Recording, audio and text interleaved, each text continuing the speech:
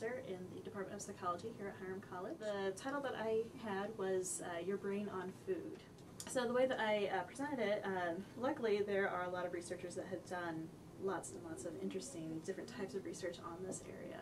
And I was particularly struck by the work done by Brian Wansink out of Cornell, I believe.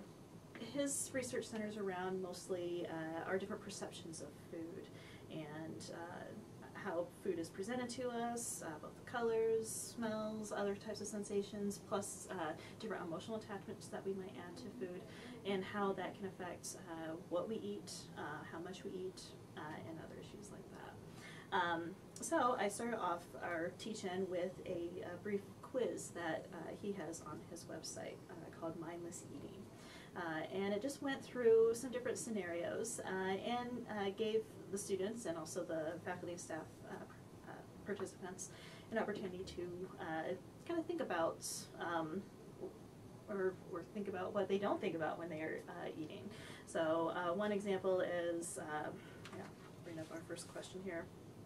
Let's say you just had lunch, you head to the movie theater for a matinee, the attendant hands you this free big bucket of popcorn, even though it's like 5 days old and stale, and most people would find that unappetizing, okay? But do you actually take it and in fact eat more because it's this huge bucket of popcorn? And most people would choose, no way, not in a million years would I ever eat anything like that. But the correct answer here is that actually most people do actually end up eating more. Most people think that they're immune to that kind of thing. But the average person would not only take it, but then eat about 35% more of that stale popcorn simply because it was in that large bucket.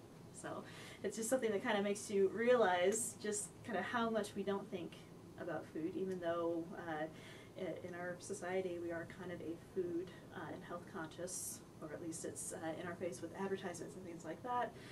You would think that we would think more about food, but in fact we really don't. I actually like the timing of this very well. It's usually kind of early in the fall term, so first year students have been in classes for maybe 3 to 4 weeks, and they are taking certain set courses, but this teach-in offers them an opportunity to maybe get to know some of the other faculty and also some of the other areas of interest. So for example, I had I believe some students that were in education or English that were attending my teach-in just because they found the topic interesting. We can kind of come together and discuss kind of common themes and learn different ways of analyzing those same common themes.